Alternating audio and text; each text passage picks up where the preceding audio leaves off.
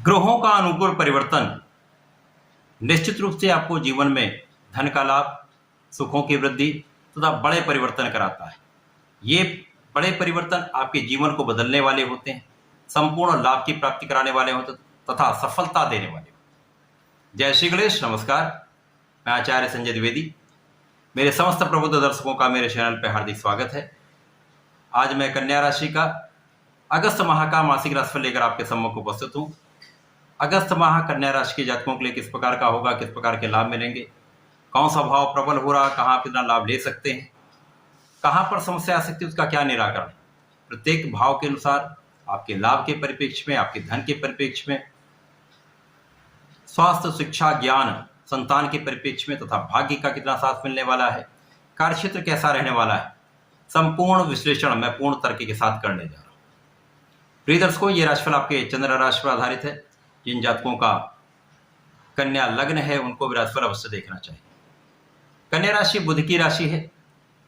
माह के प्रारंभ में द्वितीय भाव में केतु का गोचर होगा, आपके षष्ठम भाव में शनिदेव होंगे, आपके अष्टम भाव में गुरुदेव बृहस्पति तथा राहु का गोचर होगा।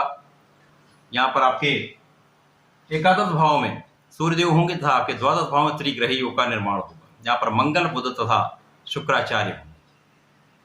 यदि यहाँ पर स्थितियों का अवलोकन करें तो यहाँ पर आपके कर्म क्षेत्र के स्वामी तथा आपके लग्न के स्वामी बुध जो द्वादश भाव में होंगे।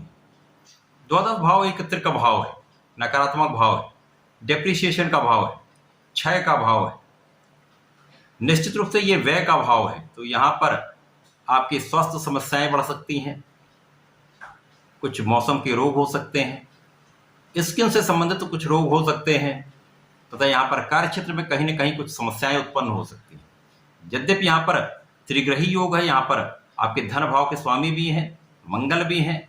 मंगल जो कि यहाँ पर आपके अष्टम के स्वामी होकर द्वादश भाव में है, शुक्र जो कि आपके भाग्य तथा धन के स्वामी होकर द्वादश भाव में है।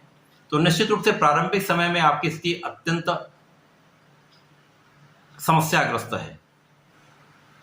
यहाँ पर त्रिग्रही योग द्वादश भाव में है, जहाँ पर आपकी लग्न का भी क्षय हो रहा है, आपके कार्यक्षेत्र में कहीं न कहीं निर्बलता आ रही है। धन भाव के स्वामी शुक्राचार्य तथा भाग्य के स्वामी शुक्राचार्य होकर द्वादश भाव में है। शुक्राचार्य को द्वादश का कार्यकत्व प्राप्त है, परंतु कहीं न कहीं धन का भी क्षय, धन का अपव्यय, साथ में भाग्य का साथ भी नहीं मिलेगा। मंगल जो कि पराक्रमेश होकर द्वादश भाव में है, तो इस समय में जब आपके साथ स्वास्थ्य समस्याएं होंगी, भाग्य का भी साथ नहीं मिलेगा, तो पराक्रम भी क्षीण हो जाता है, लोगों का सहयोग भी प्राप्त नहीं होता है। तो प्रारंभिक समय से ही कहीं न कहीं स्थितियां आपके पक्ष में नहीं है। द्वितीय भाव में केतु का होना आपकी वाणी को अत्यंत विषाक्त कर देता है। राहु का प्रभाव आपकी वाणी को संयमित नहीं रखता, जिसके कारण परिवार के बीच में समस्याएं उत्पन्न होती हैं, पारिवारिक संपत्ति से पूर्ण लाभ नहीं प्राप्त होता है, परिवार के सदस्यों के बीच में सामंजस्य स्थापित नहीं हो पाता है, कहीं न कहीं ये समस्याएं बनी रहती हैं। यद्यपि शनिदेव का प्रभाव षष्ठम भाव में होकर आपके लिए शत्रुहंता है, यहाँ पर शत्रुओं का विनाश तय है, परंतु शनिदेव यहाँ पर कहीं न कहीं कुछ न कुछ आपके जो शत्रु बनते रहते हैं उन पर विजय आपको प्राप्ति कराते रहेंगे, परंतु ऋण में वृद्धि का योग दिखता है। कुछ मौसम के रोग हो सकते हैं, परंतु आपकी आयु की रक्षा 100% हो रही। गुरुदेव भी यहाँ पर आपके यहाँ पर सप्तम भाव के तथा चतुर्थ भाव के स्वामी होकर अष्टम भाव में, ये भी अत्यंत कठिन समस्या है। सुखों के होते हुए भी आप सुखों का उपभोग नहीं कर पाएंगे। माता पिता से भी कहीं न कहीं दूरी का होना, या माता पिता के स्वास्थ्य में समस्याएं होना, या उनके बीच में क्लेश का होना, ये निश्चित रूप से होता है। अष्टम भाव में गुरु का होना कहीं न कहीं आपके स्वास्थ्य में निर्बलता देता है।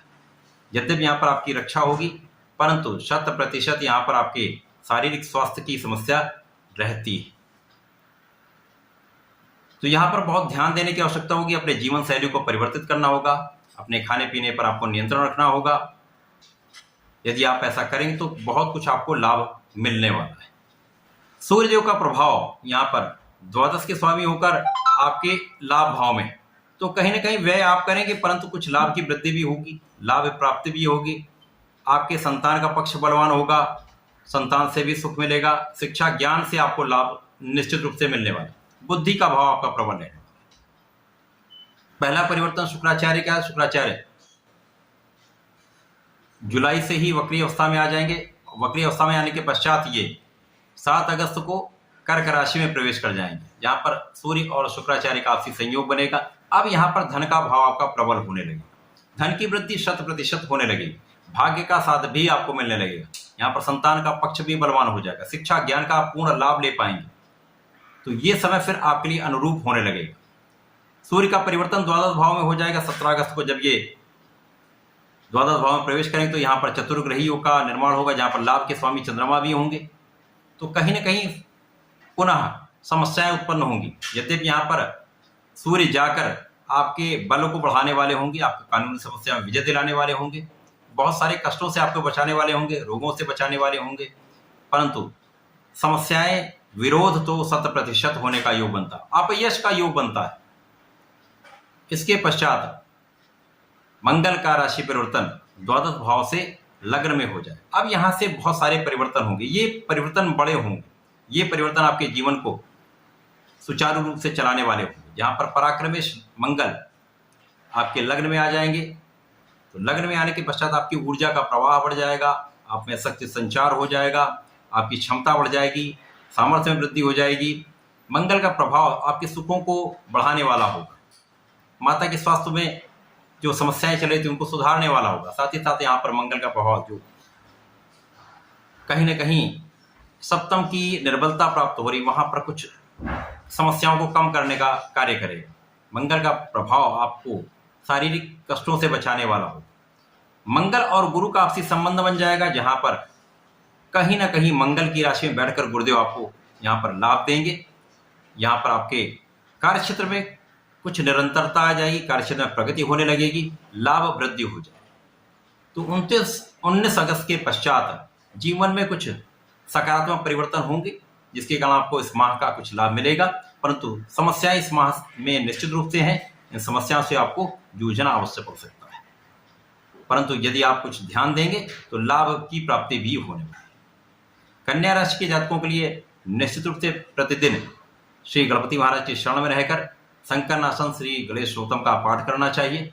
प्रत्येक बुधवार को गणपति महाराज को पीले पुष्प का अर्पण करना चाहिए, हरी दूर्वा का अर्पण करना चाहिए तथा भोग लगाना चाहिए। प्रत्येक